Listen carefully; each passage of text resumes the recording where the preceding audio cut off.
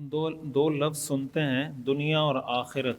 یہ دو اصطلاحات یا یہ دو الفاظ ہم سنتے رہتے ہیں، دنیا کی کامیابی اور آخرت کی کامیابی.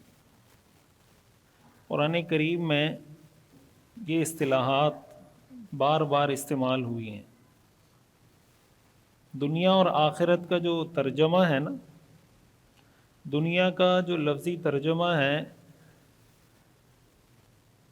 قریبی چیز، جلدی ملنے والی چیز، اس کو دنیا کہتے ہیں.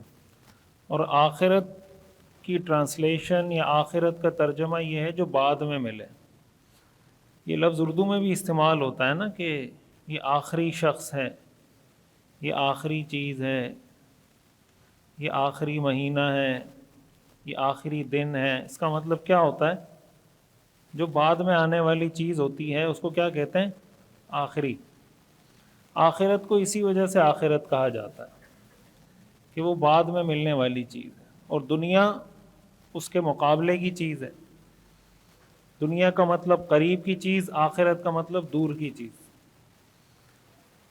قرآن کریم میں دنیا کے لیے ایک اور نام بھی استعمال ہوا ہے. ایک تو دنیا کا لفظ قرآن کریم، دنیا اور آخرت، ان دو چیزوں کا اللہ تعالیٰ قرآن کریم میں بار بار تقابل کرتے ہیں. قرآن کریم میں آتا ہے نا، بل تؤثرون الحیات الدنیا والآخرۃ خیر وابقی. دنیا اور آخرت. قد افلح من تزکی وذکر اسم ربہ فصلی بل تؤثرون الحیات الدنیا، اور آگے کیا ہے؟ والآخرۃ خیر وابقی. اللہ تعالیٰ فرماتے ہیں تم دنیا کی زندگی کو ترجیح دیتے ہو، تمہاری فرسٹ پرائرٹی تمہاری دنیا کی زندگی ہے. والآخرۃ خیر، حالانکہ جو آخرت کی زندگی ہے وہ بہت بہتر ہے. وابقی، اور بہت پائیدار ہے، بہت دیر تک رہنے والی، ہمیشہ کی زندگی ہے. اسی طرح قرآن کریم میں ایک اور اصطلاح استعمال ہوتی ہے. دنیا کے لیے ایک لفظ استعمال قرآن میں ہوتا ہے عاجلہ. عین، الف، جیم، لام اور گولتا. عاجلہ. عاجل کا مطلب بھی ہوتا ہے جلدی ملنے والی چیز، اور اس کے مقابلے میں بھی آخرہ استعمال ہوتا ہے. قرآن کریم میں آتا ہے کلا بل تحبون العاجلہ وتذرون الآخرہ. تم عاجلہ کو پسند کرتے ہو، یعنی دنیا کو پسند کرتے ہو اور آخرت کو چھوڑ دیتے ہو. کلا بل تحبون العاجلہ وتذرون الآخرہ. تم عاجلہ کو یعنی جلدی ملنے والی چیز یعنی دنیا کو پسند کرتے ہو، وتذرون الآخرہ، اور آخرت کو بھلا دیتے ہو، آخر میں ملنے والی زندگی کو بھلا دیتے ہو. قرآن کریم کی ایک اور آیت میں اللہ تعالیٰ کا ارشاد ہے من کان یرید العاجلۃ عجلنا له فیہا ما نشاء لمن نرید ثم جعلنا له جہنم یصلاھا مذموما مدحورا. جو اس دنیا کی زندگی کو اپنا مقصد بنا لے، عجلنا له، ہم اس کو جلدی دے دیتے ہیں اس دنیا میں، ما نشاء، جتنا ہم چاہیں، لمن نشاء، جس کے لیے ہم چاہیں، ثم جعلنا له جہنم، پھر ہم اس کے لیے جہنم کا ٹھکانہ بناتے ہیں جس میں وہ ذلیل اور رسوا ہو کے داخل ہوگا. یعنی دنیا کے طلبگار تو سارے ہی ہیں، فرق اس چیز کا ہے کہ مقصد زندگی کیا ہے. زندگی کا مقصد کیا دنیا ہے یا آخرت ہے؟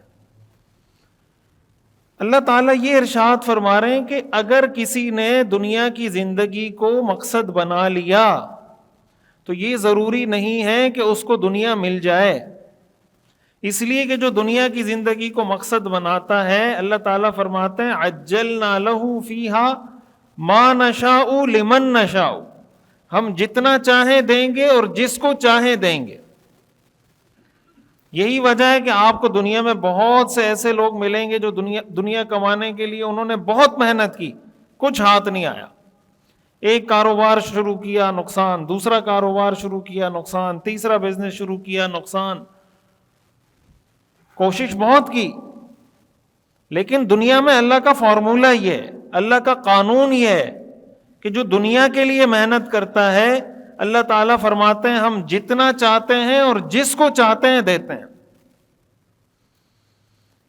یہی وجہ ہے کہ دنیا انسان کو صرف اپنی محنت کے بل بوتے پہ نہیں ملتی،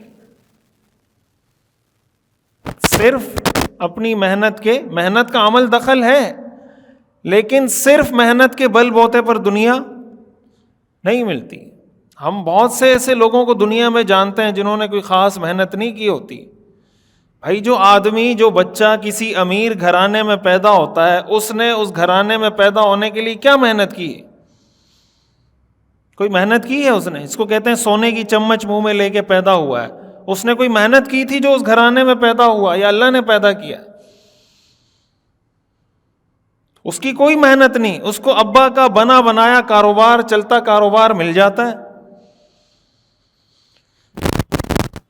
کچھ ایسے ہوتے ہیں جو محنت کرتے ہیں، ان کی محنت کے بعد ان کو وہ رزلٹ حاصل ہوتا ہے. کچھ ایسے ہوتے ہیں جو محنت کرتے ہیں اس کے باوجود رزلٹ حاصل نہیں ہوتا.